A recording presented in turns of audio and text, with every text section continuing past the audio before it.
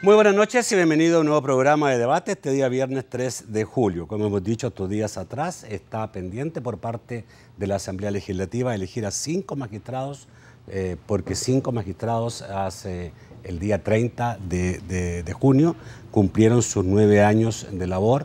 Actualmente está siendo suplida por 5 magistrados suplentes esas plazas, pero obviamente ya hay un incumplimiento por parte de la Asamblea en la elección de 5 magistrados, que son 2 para la Sala de lo Constitución, 2 para la Sala de lo Civil, 1 para la Sala de lo Civil, 2 para la Sala de lo Contencioso y 2 para la Sala de lo Penal. Parece que por ahí anda la cosa, pero son 5. Una subcomisión de la Asamblea ya entrevistó a los 30 candidatos, 15 que vienen por las federaciones de abogados y 15 por el Consejo, por el CNJ. Está pendiente la elección finalmente de los 5.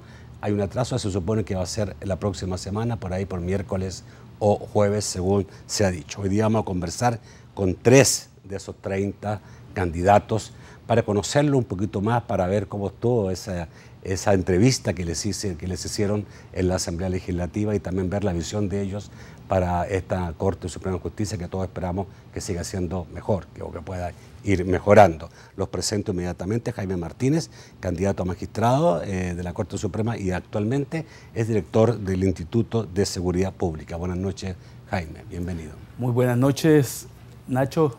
En primer lugar, muchas gracias por esta invitación. Un saludo a toda tu amplia audiencia en este programa tan gustado. A esta audiencia a los cuales tú estás también, porque siempre estás tuiteando, digamos, opinando para el programa, y lo que te agradezco. Dafne Sánchez, candidata a magistrada también, y ella es profesional en Derecho Administrativo, es catedrática universitaria, profesional en ejercicio, ex procuradora adjunta de la Procuraduría para la Defensa de los Derechos Humanos. Sí, buenas noches, Nacho. Gracias por la invitación.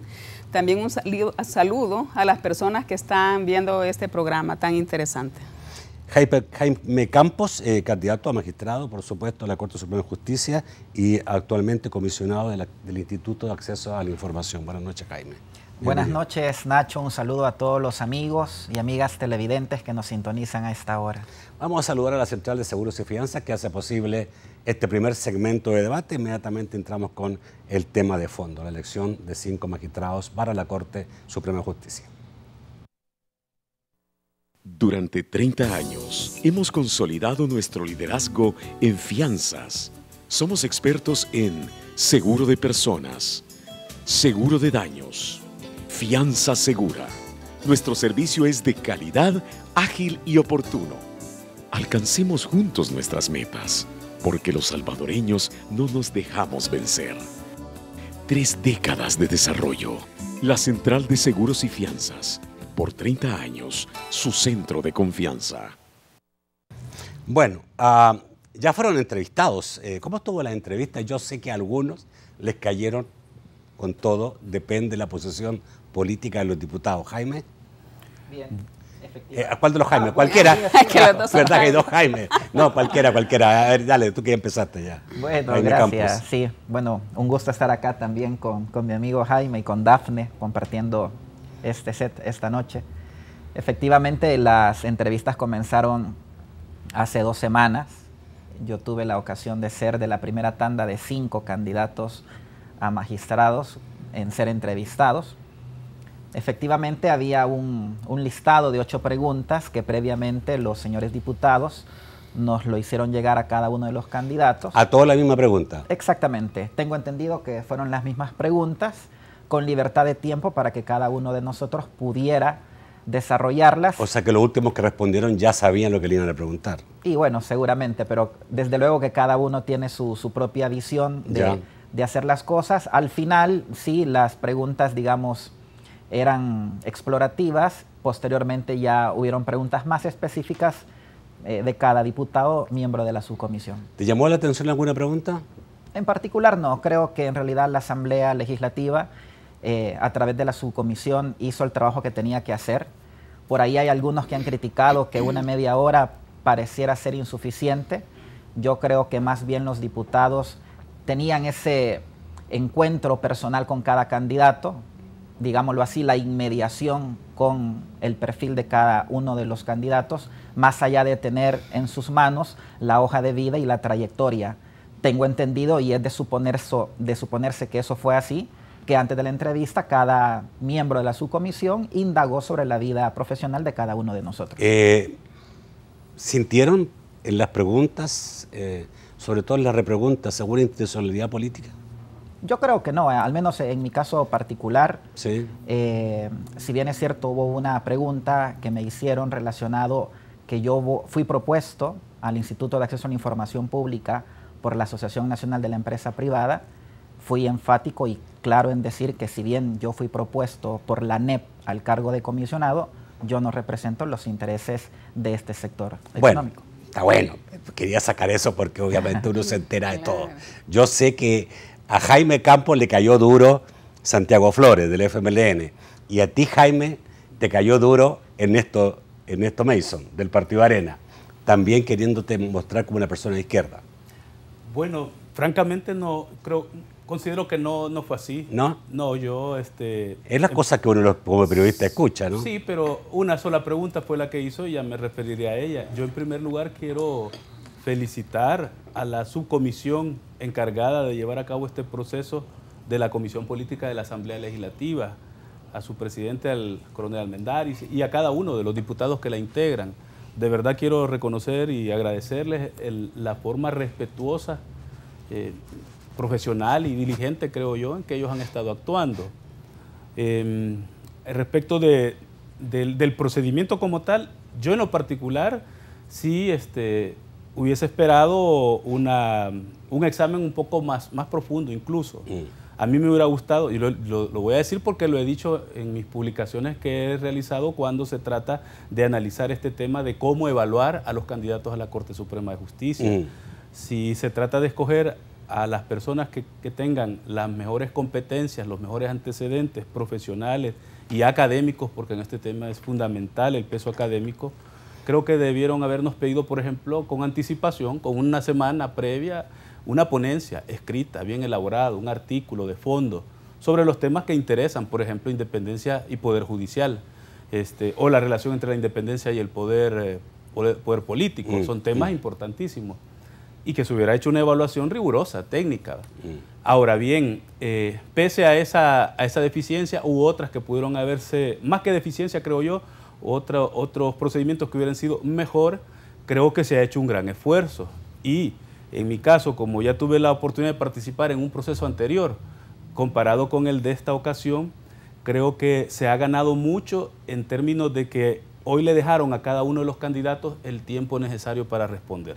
Y eso es bien importante, ya lo dijo Jaime Campos, ya lo dijo, nos entregaron 8 preguntas, pero en ningún momento nos dijeron, tiene 15 o 20 minutos para responder, que fue lo que sí hacían en las entrevistas en los procesos anteriores. Y además ahora fue público. Ahora fue público, transmitido, los medios estaban todos presentes, se transmitió a través Parece que eso es gracias a un fallo de la Sala de lo Constitucional. ¿Perdón? Esto es gracias a un fallo de la Sala de lo Constitucional. Efectivamente, es que tiene que ser gracias a ese fallo y tiene que ser en cumplimiento de ese fallo, porque ese fallo de la Sala de lo Constitucional es de obligatorio cumplimiento para los señores diputados y diputadas, por lo que yo creo que han mejorado mucho el proceso. Nos dieron el tiempo, si alguien se tardó solo media hora es su problema, pero a mí me dejaron explayarme y yo creo que estuve como 1 hora y me pareció que fueron muy respetuosos, muy atentos, me escucharon. Y yendo del punto que tú me decías, yo no creo que lo que el diputado Mason hizo fue, qué sé yo, una indagación o un intento de poner al desnudo cierta inclinación o afinidad partidaria de parte de este servidor. Él hizo una pregunta. Te preguntó si había estado en un evento me dijo que como del gobierno, ¿no? O del FMLN. Era un hecho notorio que yo había estado en el evento del presidente de la República, que era el evento que él hace los sábados, el Festival del Buen Vivir, y efectivamente pero él lo que preguntó fue que qué opinaba yo de los ataques que el presidente había hecho a la Sala de lo Constitucional en esa ocasión, a lo que yo le respondí que efectivamente yo había estado ahí por mi cargo como director general de la Academia Nacional de Seguridad Pública, que el presidente pidió que todo el gabinete le acompañara. y que a mí me consta justamente que el presidente lo primero que dijo fue que él es respetuoso de las decisiones de la Sala de lo Constitucional, que la iba a cumplir y había ordenado de inmediato que se evitara cualquier procedimiento que fuera en contra de lo que la Sala había dicho. Pero a posteriori dijo, bueno, pero yo como presidente sí quiero expresar mi disconformidad, y lo dijo. Ya. Entonces, a mi entender, le dije al señor diputado, pues yo creo que el presidente de la República, como todo ciudadano, tiene derecho a expresar libremente su pensamiento, y lo que hizo fue ejercicio de su libertad de expresión. Sí. Y que se quedó conforme. Yo no vi ninguna mala intención en esto. Creo que tenía que hacer esas preguntas. Voy a ir con Dafne. Dafne, ¿te pareció bien? No sé si alguno de ustedes había sido antes candidato a magistrado. ¿Es primera vez todos? No. Yo sí. ¿Tú una vez? Sí. Yo nunca había estado en el proceso propiamente. Primera vez, usted ya. ¿Le pareció un buen criterio utilizado por los diputados? Pues yo creo que las preguntas que contenía el cuestionario, algunas de ellas iban encaminadas precisamente a que nosotros pudiéramos exponer la experiencia que tenemos, el ámbito en el que más nos hemos especializado, y también las expectativas, cómo nosotros advertimos actualmente a la Corte Suprema de Justicia, el órgano judicial, y qué planes, qué programas tenemos para mejorar, para superar esos problemas. Entonces creo que las preguntas estaban encaminadas a sondear realmente, por una parte, la profundidad de la experiencia, y por otra, el conocimiento que tenemos del órgano judicial en general, ¿verdad? Me pareció que estaban muy bien orientadas, y que dependía de la profundidad con que el candidato pudiese contestar, tenía la oportunidad de dejar al descubierto cuál era toda su trayectoria y la visión que tiene de la institución actualmente. Ahora, en cuanto a las preguntas posteriores que a mí se me hicieron, entre esas se me preguntó si yo era apoderada de TACA, ¿verdad? Yo actualmente me encuentro en el ejercicio libre de la profesión, soy asesora y consultora jurídica, si bien el área a la que más me dedico es a la consultoría jurídica. Tengo presentada una demanda, ¿verdad?, en representación de TACA ante la Sala de lo Constitucional. ¿TACA o Avianca? TACA, sí. Y entonces yo aclaré que, porque se me decía que era apoderada en general, yo le dije, tengo una demanda, soy apoderada en un juicio, y me preguntaban si eso de alguna manera no refleja que yo tenga alguna vinculación de carácter político, ¿verdad?, con algún sector. Entonces le respondí con naturalidad que de ninguna manera, simple y sencillamente se trata del ejercicio libre de la profesión, y que así como en este caso me contrató TACA, podría haber sido alguna otra línea aérea, alguna otra compañía. Es más, trabajo con instituciones gubernamentales, ¿verdad? Le digo, sobre todo mi trabajo es consultoría, análisis, estudio. Entonces, de ninguna manera, le dije, ni refleja, ni evidencia, ni hace presumir que pueda yo tener algún vínculo de carácter político con ninguna institución, con ningún partido político. Y fui muy enfática y lo vuelvo a reafirmar. Simple y sencillamente se trata del libre ejercicio de la profesión. Bueno, puede ser TACA, puede ser beca, puede ser cualquier otro. Todo eso lo sabíamos, obviamente, estuvo abierto a los medios, sabíamos las preguntas que le habían hecho, sabía por el lado que porque obviamente yo sigo pensando que en la Asamblea todo se puede hacer partidariamente. Todo se puede hacer, por lo tanto, cada diputado está preocupado de ver si el otro tiene algún tipo de inclinación partidaria o no la tiene. En lo particular, digamos, lo he invitado porque ustedes son muy destacados como abogados. Voy al corte y ya volvemos.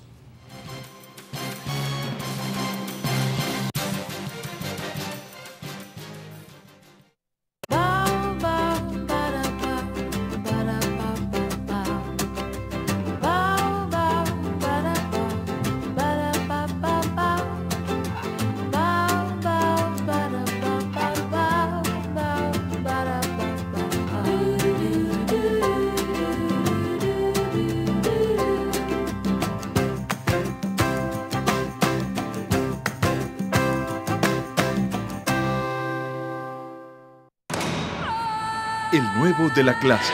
Deja al chico en paz, Reed. ¿Qué te pasa? Gloria cree que el chico nuevo es lindo.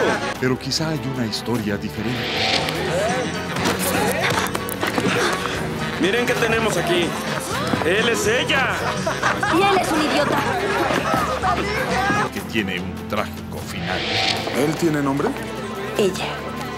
Samantha Randall, 16. El cuerpo fue arrastrado 2 kilómetros desde el puente. Suicidio apunta a ese puente. No es nuestra jurisdicción si un joven salta. Él dice que no saltó. Cold Case, este martes a las 9 de la noche. Por BTV, hay mucho que compartir. Centro Audiológico por Electrolab Medic te invita a subirle a tu calidad de vida y a continuar con Debate con Nacho Castillo.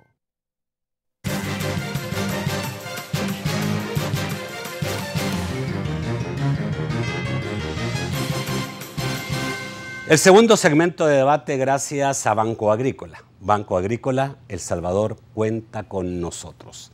Antes de entrar a preguntarles qué es lo que ustedes harían básicamente como magistrados, cuál sería la intencionalidad, el objetivo de usted al llegar de magistrado y ser un componente importante dentro de este órgano tan importante como el órgano judicial, quiero preguntarle algo que a mí me hace mucho sentido y que es una posición que tuvo días atrás en este programa la diputada Norma Guevara, que decía, lástima que no entramos nosotros, digamos, a conocer de los candidatos cuál es su corriente filosófica de derecho, ya, porque no se trata solamente de saber si saben o no saben, y si son personas que tienen alguna experiencia. Creo que hoy por hoy, y de acuerdo a las experiencias vividas, que me imagino que tienen que ver mucho con la Sala de lo Constitucional, ya ha establecido, digamos, algún tipo de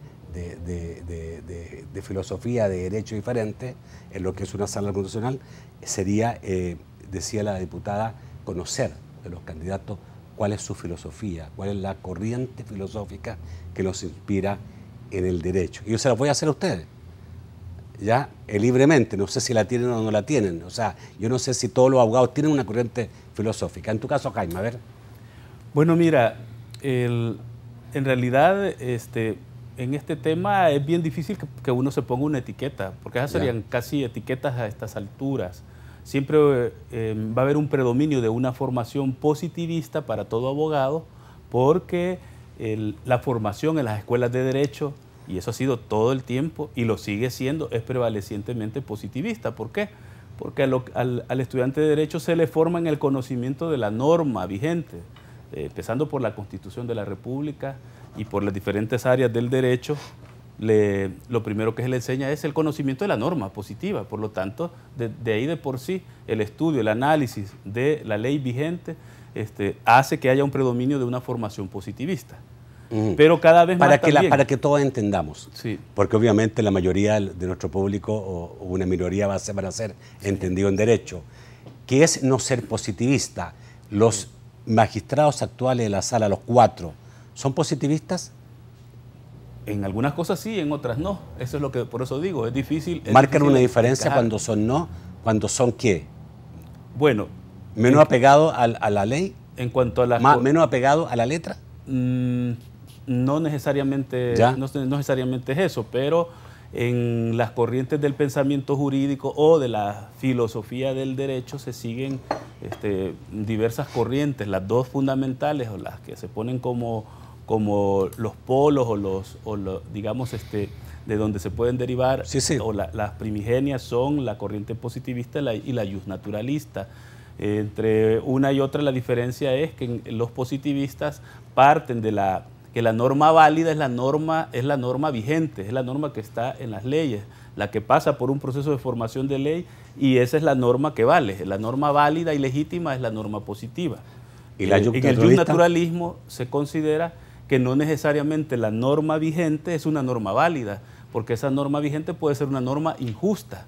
Por lo tanto, no toda norma que así ha pasado por el proceso de formación de ley, es decir, está en las leyes o en la Constitución, no necesariamente toda esa norma es válida. Me quedo ahí. Pero hay una serie de combinaciones. Entre medios. Sí, por eso. Entre medios. Pero tú dices, yo en principio, positivista. No, yo no quise decir eso. En principio llevo un lastre, llevo una carga de positivismo, como la lleva todo abogado. Pero yo me podría definir como una persona con una visión tridimensionalista del derecho. ¿Por qué? Porque debo aceptar que efectivamente se debe partir de la norma vigente, especialmente en cuanto al principio de legalidad. La legalidad estriba en acatar la norma vigente.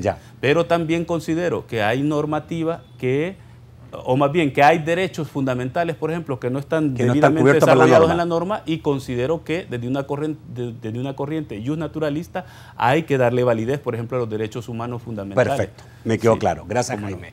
Dafne, Sí. la misma pregunta. Claro. ¿Tienes una corriente de pensamiento Claro, sí. que te inspira? Sí, Sí, definitivamente, actualmente, hay que aclarar primero que se admite ya como una idea generalizada que ambas corrientes, tanto positivismo como justnaturalismo, se mezclan. Ya. Es decir, no es adecuado decir soy positivista ni solo soy justnaturalista. Nosotros tenemos como un Estado legalmente constituido todo un sistema de normas, todo un ordenamiento jurídico que comienza por la Constitución, que precisamente eso es normativa positiva y vigente, que no la podemos desconocer, porque entonces sería un caos. Pero también sabemos que la Constitución de la República proclama valores y principios. Generales. Es que exactamente. Por ejemplo, seguridad jurídica, justicia, bien común, que precisamente son principios que orientan al intérprete de la norma. Una norma no se puede interpretar desvinculada de estos principios. Hay normas que son de contenido clarísimo. Se leen y no hay manera de decir, es que esta norma quiere decir otra cuestión, debe interpretarse de esta manera, es clara. Pero hay otras que sí necesitan que se le llene de contenido, que se les establezcan los alcances que esa norma tiene. Y es cuando el intérprete, ya sea juez, magistrado o la administración pública, cuando aplica una norma, acude a estos principios. Jamás podemos interpretar la norma desvinculada de estos principios. Nunca podemos nosotros dar una solución a un caso concreto si no tenemos presentes los valores y principios que inspira la Constitución.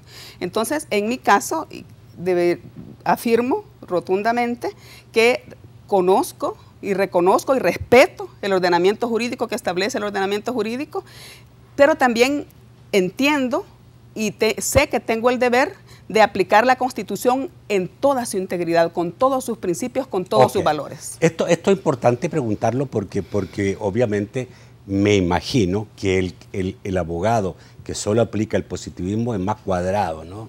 Y no se sale de eso, claro, y no lo hace tan visionario, tan amplio. Claro. No sé si tú estás de acuerdo con lo mismo o no, Jaime Campos. Estoy de acuerdo contigo. Definitivamente a muchos abogados nos hace falta salirnos del cuadrado, ¿no? Porque precisamente hay muchas situaciones de la vida, de la realidad misma, que no están contenidas en la norma. Hay vacíos legales y es ahí donde muchos códigos o muchas leyes permiten referirnos como criterios de interpretación a la integración de normas, a la aplicación del sentido común y, como dijo Dafne, por supuesto, a la interpretación de las normas conforme a la Constitución. Creo que se necesita precisamente que la Corte Suprema de Justicia esté renovada en su pensamiento. No necesariamente todos vamos a comulgar o a pensar de la misma manera, y es justamente desde ahí donde puede surgir el debate al interior de las diferentes salas y también al interior de la Corte Plena. Por eso, qué tan importante es, como una de las preguntas que nos hicieron los señores diputados, es que esto de las sesiones de Corte Plena sean abiertas al público, porque de esa manera la ciudadanía puede hacer ese escrutinio y determinar, más allá de las propias clasificaciones que uno haga, a qué corriente de pensamiento jurídico pertenece cada uno de los magistrados. Les voy a preguntar sobre eso, porque a nosotros los periodistas sí nos interesa, pero yo creo que determina mucho más que un interés periodístico el que las discusiones y los fallos de una sala sean públicos o no sean públicos. Aquí hay dos posiciones claramente.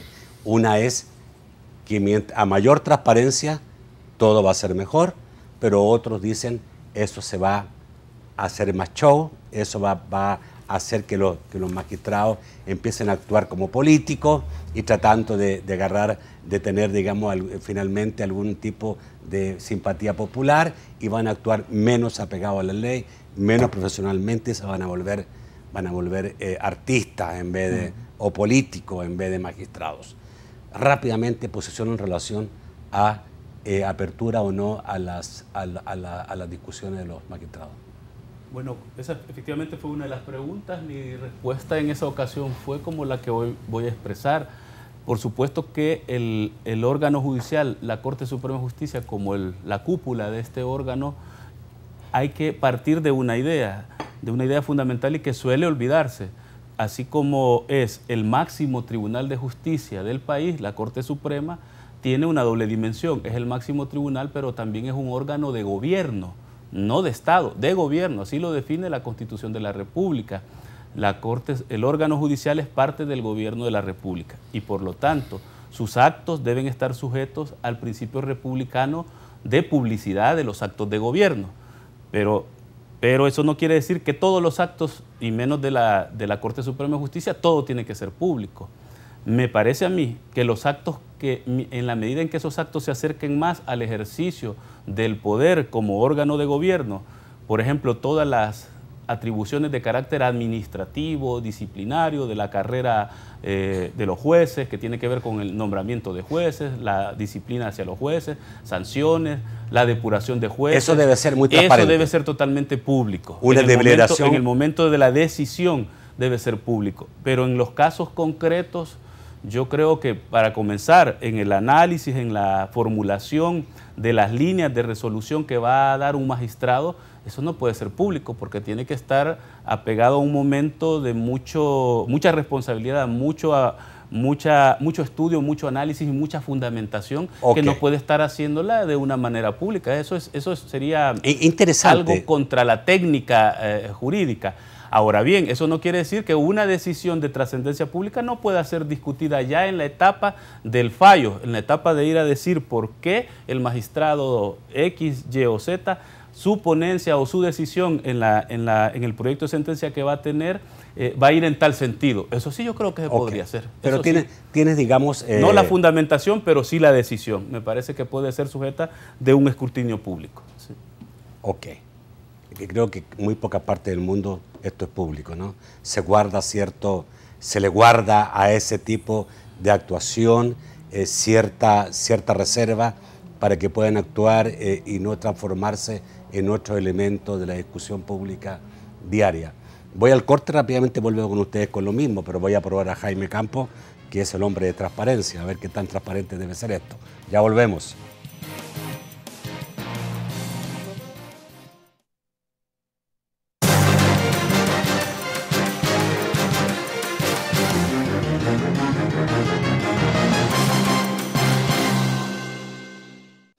El gobierno realizó el lanzamiento de la red de casas de la cultura y convivencia en Jiquilisco, Usulután. Son casas de convivencia, son para hacer de la participación de la gente la nueva cultura. Con este proyecto, el presidente de la República, Salvador Sánchez Serén, reafirma su compromiso de gobernar junto a la gente, propiciando espacios para la participación ciudadana y un nuevo modelo de gestión cultural que genere convivencia social. Y en la medida que abrimos más espacios de participación, vamos a ir generando un ambiente de convivencia. Vamos a alcanzar la tan anhelada tranquilidad y paz que el país necesita.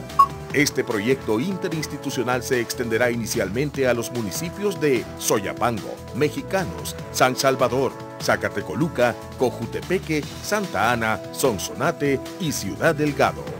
Gobierno de El Salvador. Unámonos para crecer. Buscando la forma de sobrevivir. Le haré 2 preguntas antes de que pueda autorizar extender los beneficios por incapacidad. No me agrada, es gorda. Antes que ella firme, tendría que... Maté al ratón. Hay mucha sangre. Pero todo se complica. Oye, te estoy hablando. Primero el ratón, ahora es tu turno. ¡Shh, cállate! ¡Cierra la boca! Y no es un caso normal. Ella tiene 38 años. Es 20 años muy joven para sufrir trombosis varicosa. ¿Creen que haya conexión? ¿Incluimos la esquizofrenia en el diferencial para esa trombosis? Doctor House, este miércoles a las 9 de la noche, por BTV. Hay mucho que compartir. El plan no resultó como la doctora esperaba. Los encontramos. Estación de autobuses. No sé cuánto tomaron. Ve a averiguar ahora. Y todos están en riesgo. Tenemos un pasajero más en ruta. Hay que esperar. Ya nos encontró, ¿verdad?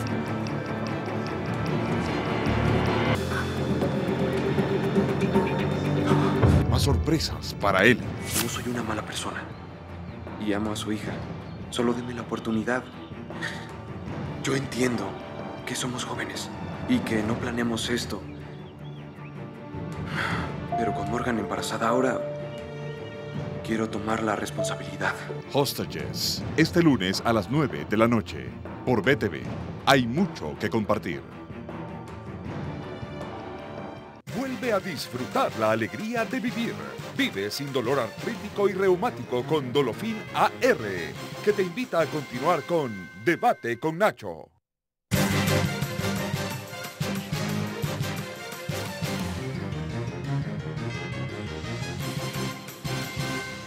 El tercer segmento de debate, gracias a Claro. Claro que sí.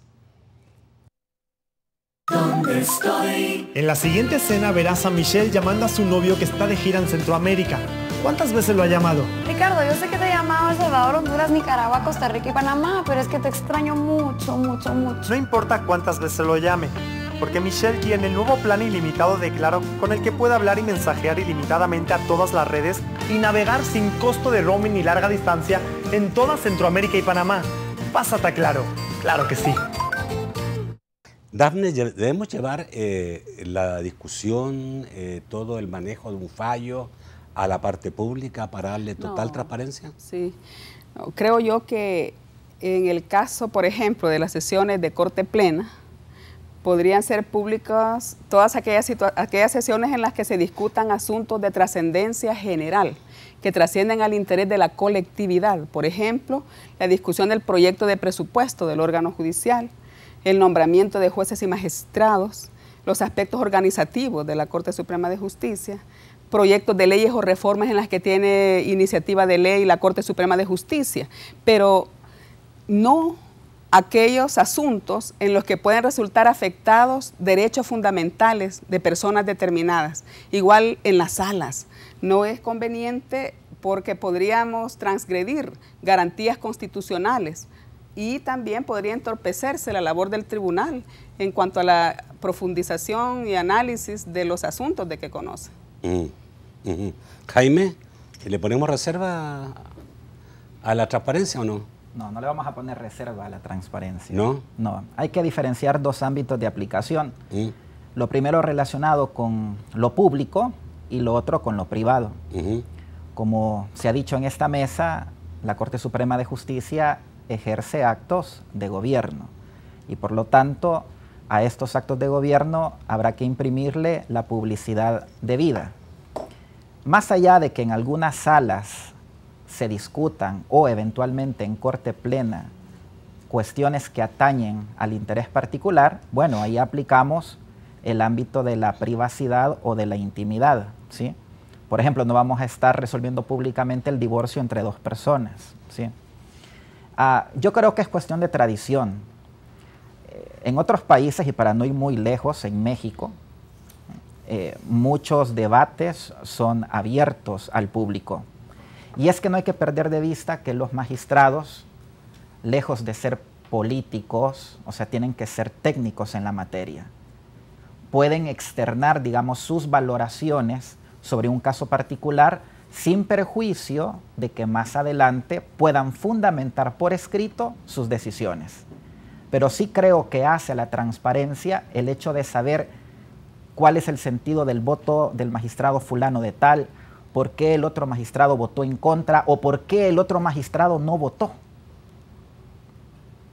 Eso sí es necesario para un control ciudadano que exista, ya sea en el ámbito de Corte Plena o bien en el ámbito de incluso de las salas. Mi limitación estaría únicamente dada en ese ámbito de privacidad o de intimidad cuando se abordan aspectos que únicamente tienen un interés. Pero los fallos, por ejemplo, personal. los amparos constitucionales, normalmente no son personales, son asuntos de país. Exactamente, y como aquí bien se ha dicho, y comparto esa idea, ese debate tiene que hacerse público. Sobre todo cuando pudiera significar una pedagogía para la gente en lo que es el conocimiento del derecho. Exactamente, lo que ocurre es que no necesariamente en la sesión pública se va a agotar todos los argumentos o todos los fundamentos, pero sí tú ya conoces cuál va a ser la decisión de tal o cual magistrado. Vamos a ver, hay un tema, por supuesto, que todo el mundo lo dice, la independencia judicial, y ustedes también fueron consultados sobre eso. En esto, digamos, hay dos preguntas. ¿Se debe ser independiente judicialmente? ¿Un magistrado debe ser una persona independiente?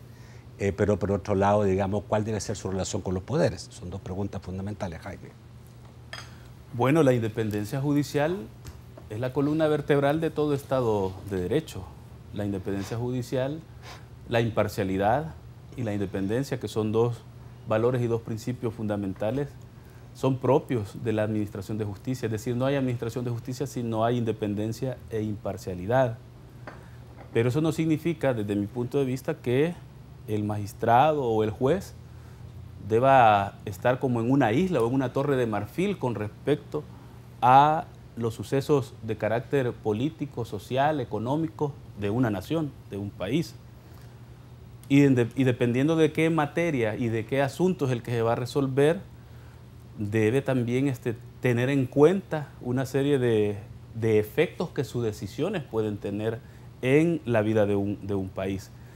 Este es un tema de discusión permanente, continua, y más que la relación con los órganos de poder, el tema es hasta dónde los jueces y magistrados van a tener o no una inclinación o una afinidad partidaria, porque eso es un hecho, de que todo ser humano, eso lo han dicho varios de los participantes en las entrevistas, pues, que es imposible pedirle a un ser humano que no tenga cierta inclinación ideológica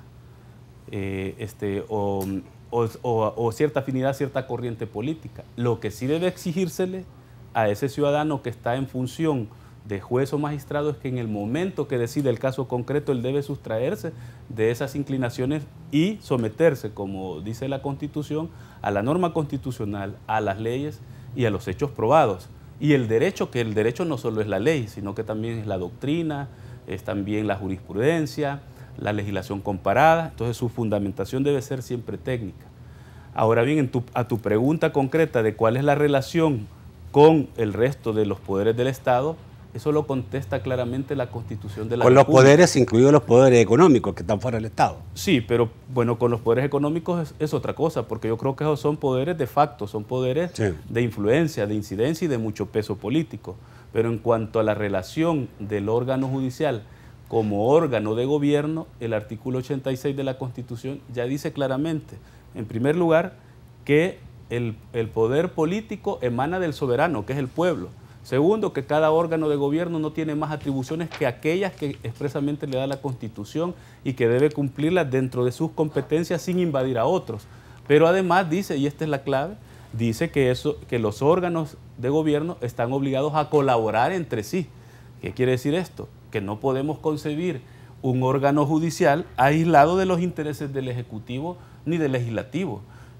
Y eso es lo que yo creo que ha pasado en nuestro país, que se ha conocido de situaciones en las que algunos magistrados, por ejemplo, creyendo que de esa manera ellos ponen a salvo su independencia o su imparcialidad, ni siquiera contestan las llamadas de un representante del Ejecutivo o del Legislativo.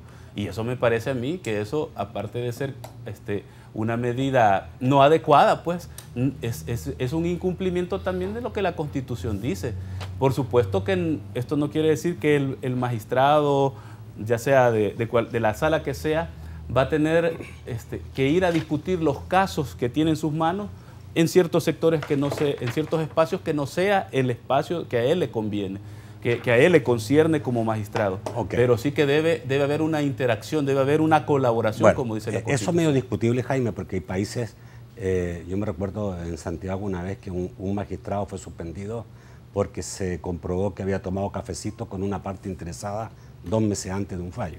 Ah, bueno, pero es que yo no he dicho que es una parte, que no estoy diciendo, eso es lo que acabo de aclarar. Pero en ese momento pero el gobierno es muchas veces parte interesada. Sí, pero no se trata de eso. Lo que he dicho es que no podemos concebir magistrados que digan que para mantener la independencia no se va a sentar nunca con un representante de otro órgano de gobierno, porque entonces no está cumpliendo con lo que... Pero muchas veces el gobierno es parte interesada.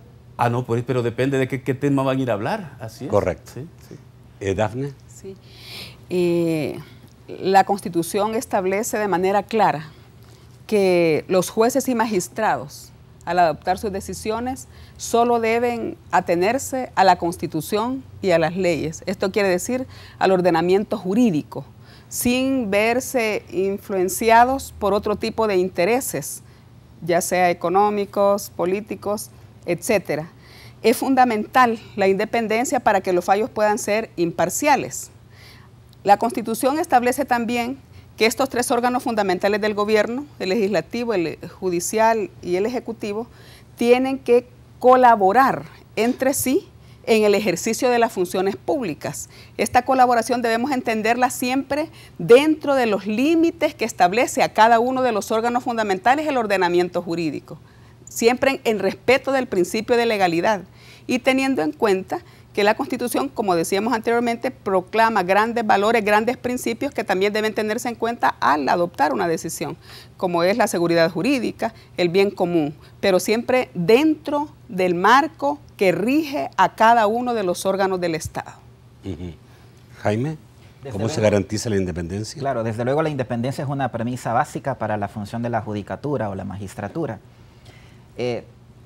Correctamente se ha dicho que debe existir una relación entre los órganos fundamentales del Estado de colaboración, pero con respeto a los límites de cada competencia. Es decir, no tiene por qué el Ejecutivo inmiscuirse en la labor del judicial ni viceversa. Creo en relaciones armoniosas entre los tres órganos del Estado. Creo que la ciudadanía más que todo está reclamando eso.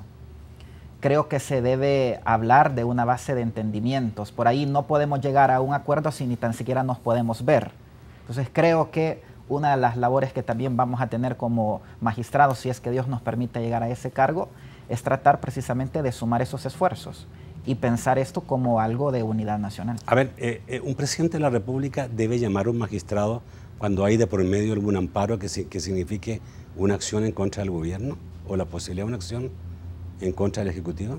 Le puede llamar, pero tiene que ser muy respetuoso, o sea, no necesariamente tomarle pero no la es, llamada. No de alguna forma, no es una presión, porque uno le llama al presidente de la República, no le llama a cualquier persona, le está llamando al presidente de la República. Pero ¿por qué se va a sentir presionado si él es magistrado ¿Sí? del órgano supremo del Estado? Estoy hablando de vieja práctica en El Salvador. Sí, no, es claro. Cierto. Pero es bien interesante lo que tú hace una vieja práctica. Es bien interesante, pero perdón que me meta, pero, pero yo creo que es un tema que hay que discutir. ¿Por qué se va a sentir presionado si él es también representante de un máximo tribunal de justicia? Es decir, ¿por qué no le va a agarrar la llamada solo porque va a sentir que el otro lo va a presionar? En el momento que él sienta que el presidente le está tratando entonces de incidir en la decisión, ahí sí, con todo el respeto y con todo su poder le puede decir, mira, yo creo que aquí lo que me estás planteando ya tiene que ver con la decisión que voy a tomar y eso sí te pido que entonces mejor esto no lo tratemos, ¿verdad? Pero que por esa razón el magistrado no va a atender una llamada o no va a escuchar a un presidente que le diga, mira, yo te quiero pedir que en la decisión que tú vas a tomar valores esto valores que el Hacienda va a quedar sin dinero, pues ya quedar independientemente de la decisión que tú tomes, independientemente de la decisión que vas a tomar y la decisión que vas a tomar, pero yo te quiero pedir que consideres eso, punto. Es correcto así. eso, ¿no? Yo tengo mi duda. Están hablando yo tengo mi duda, no sé si en Estados Unidos, el presidente de Estados Unidos llama a los magistrados. Puede plantearse un conflicto ético, desde luego, ¿verdad?, sobre la función, pero yo creo que debe existir colaboración mutua entre los órganos del Estado, pero yo digo, la palabra aquí clave es el respeto a las competencias de cada uno. Una sentencia tiene que ser lo suficientemente aterrizada en la realidad porque una sentencia puede causar un impacto. Y este impacto nos puede llegar a todos nosotros como ciudadanos, como también le puede llegar al Ejecutivo, le puede llegar al Legislativo. Ya. A lo mejor, digo, lo lanzo como un supuesto, a lo mejor esos vasos de comunicación están rotos en este momento y por eso de pronto hablar de ese tema se vuelve tan azaroso. Ok. Voy al corte, volvemos rápidamente.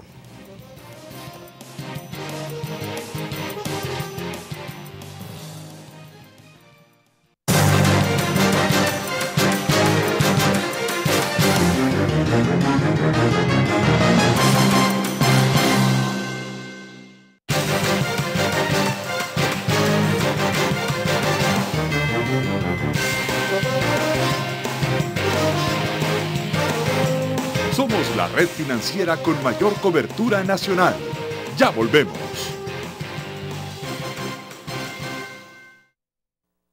Durante 30 años hemos consolidado nuestro liderazgo en fianzas. Somos expertos en seguro de personas, seguro de daños, fianza segura. Nuestro servicio es de calidad, ágil y oportuno. Alcancemos juntos nuestras metas, porque los salvadoreños no nos dejamos vencer. 3 décadas de desarrollo. La Central de Seguros y Fianzas. Por 30 años, su centro de confianza. ¿Dónde estoy? En la siguiente escena verás a Michelle llamando a su novio que está de gira en Centroamérica. ¿Cuántas veces lo ha llamado? Ricardo, yo sé que te he llamado a El Salvador, Honduras, Nicaragua, Costa Rica y Panamá, pero es que te extraño mucho, mucho, mucho. No importa cuántas veces lo llame, porque Michelle tiene el nuevo plan ilimitado de Claro con el que puede hablar y mensajear ilimitadamente a todas las redes y navegar sin costo de roaming ni larga distancia en toda Centroamérica y Panamá. Pásate a Claro, claro que sí. Karen quiere saber la verdad. No entiendo por qué nos ocultamos. No puede ser solo por el trabajo. ¿Te avergüenzas de mí por alguna razón? Por supuesto que no. Entonces, ¿qué es? Pero todo se complica. Karen, tú sabes que te quiero. Sí, yo también te quiero. Sí, pero no de ese modo. Estoy saliendo con alguien. Jimmy. Y esto hace que Karen se entere de todo. Debiste ser honesto conmigo. ¿Y decirte qué? Oh, perdona que no me alejara de ella después de que me dijiste que lo hiciera. ¿Tú le dijiste? No dije eso. No soy de tu propiedad. Smash, hoy a las 9 de la noche. Por BTV, hay mucho que compartir. Una difícil relación. ¿Puedo preguntarte algo? Claro.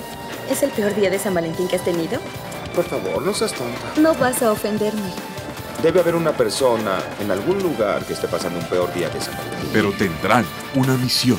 Dígame, general. La policía detuvo a uno de los nuestros. El nombre del agente Jim Yeager llevaba desaparecido más de un año. Y la relación se complica un poco más. Para esta misión, tú y la agente Walker serán marido y mujer. Se irán a vivir a los suburbios. Como una pareja normal. Shock. Este domingo a las 9 de la noche. Por BTV. Hay mucho que compartir.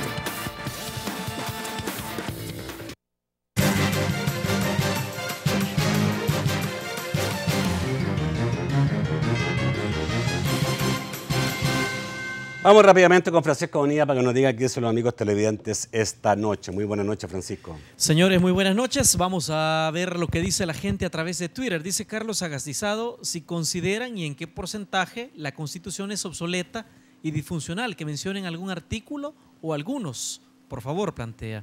Oscar Orellana dice, me sorprendió ver una hoja de afiliación del FMLN del licenciado Jaime Campos. ¿No lo declararían inconstitucional si lo eligen?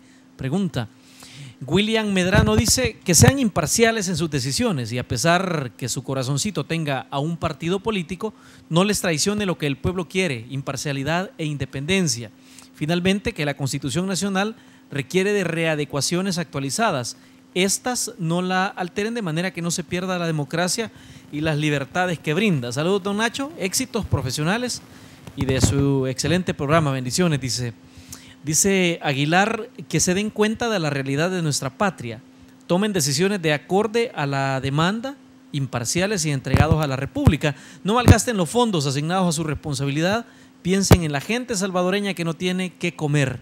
Bendiciones máximas. Y vamos a mostrar un tuit curioso que por la tarde fue escrito por el diputado del Partido Arena, René Portillo Cuadra, que dice, no votaría por candidatos a magistrados de la Corte Suprema de Justicia que son o han sido ministros, viceministros o directores de instituciones como la ANSP, es lo que plantea el diputado Portillo Cuadra. Vamos al estudio para las respuestas. Bueno, tengo también un estimado amigo que ahí puso, Nacho, sácales un compromiso público que no obedecerán a ninguna cúpula partidaria.